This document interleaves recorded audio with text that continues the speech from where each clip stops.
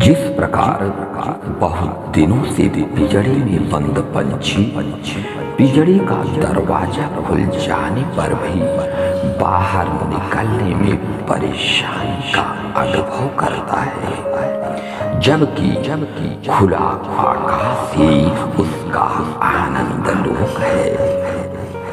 उसी प्रकार शरीर रूपी पिंजड़े में बंधी इस जीवात्मा को शरीर छोड़ने में बड़ी पीड़ा होती है। किंतु प्यारे जीवन का समय जब पूरा हो जाता है तो अपना डेरा डंडा छोड़कर सबको यहाँ से जाना ही पड़ता है, चाहे हम कितनी भी कोशिश क्यों न कर लें। प्यारे प्रस्थान की वह अंतिम घड़ी बड़ी कठिन होती है।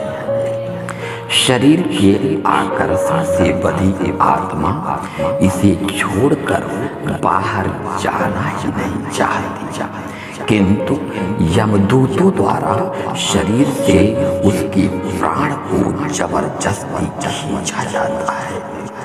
उस समय जीव को इतना असहनीय कष्ट होता है जिसकी तुलना जीवन के किसी भी कष्ट से नहीं की जा सकती। इस भयानक स्थिति में वह इतना डर जाता है कि कभी कभी मलमूत्र का भी त्याग कर देता है। किंतु प्यारे भगवान के भक्तों के साथ ऐसा कुछ नहीं होता।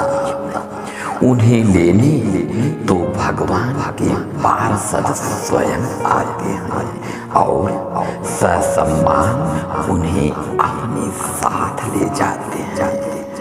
ऐसी दिव्य आत्माओं की अगवानी में सूक्ष्म लोक में अनेक दिव्य आत्माएं प्रतीक्षा करती हैं, किंतु संसारी जीवों की स्थिति इसके ठीक विपरीत होती है।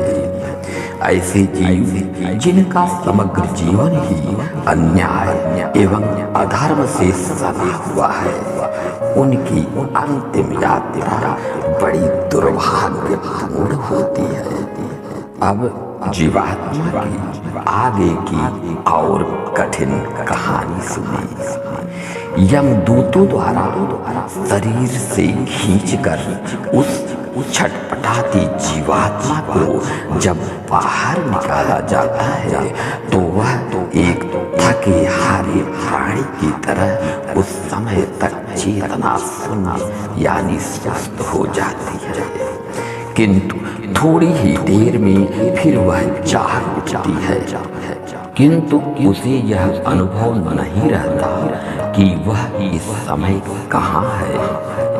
पहले की तरह ही वह व्यवहार करती है। उस दौर में उसे बहुत कष्ट होता है जब वह अपने प्रियजनों को पुकारती है, उनसे कुछ कहना चाहती है, किंतु न तो कोई उसे देख पाता है और न उसकी आवाज को ही सुन पाता है।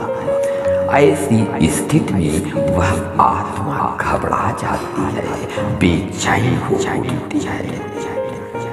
किंतु धीरे धीरे जब आत्मा को यह मालूम पड़ता है कि वह अपने सामने पड़े शरीर को छोड़ चुकी है, तो उस शरीर के प्रति लगाव के कारण बार बार उसमें प्रवेश करना चाहती है, किंतु आत्मा को उस समय बड़ी पीड़ा होती है जब लाख कोशिश के बाद भी वह अपने शरीर में नहीं जा पाती, क्योंकि यमदूतों द्वारा उसे जकड़ लिया जाता है।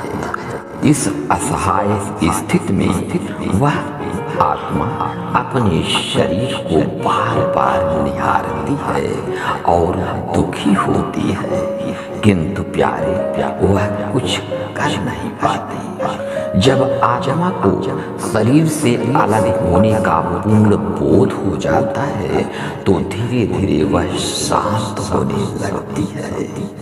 सामने रोते बिलखते परिजनों को देखकर वह दुखी होती है। उसके द्वारा किए गए कार्यों का सारा इतिहास फिल्म की तरह प्रकट होने लगता है। किए गए बुरे कार्यों के प्रति उसे ग्लानि होती है, पीड़ा होती है। अनंतर आत्मा यमलोक के मार्ग पर चल पड़ती है। उस मार्ग पर जाते समय उसे 3 रास्ते दिखते हैं, जिसमें एक तो स्वर्गलोक हो जाता है, दूसरा नरकलोक एवं तीसरा पितृलोक। ध्यान रहे, जीवात्मा के कर्मों के आधार पर ही इन लोगों का निर्धारण होता है। आगे अभी बहुत कुछ, किंतु इस कड़ी में आज बस इतना ही। ओम शांति।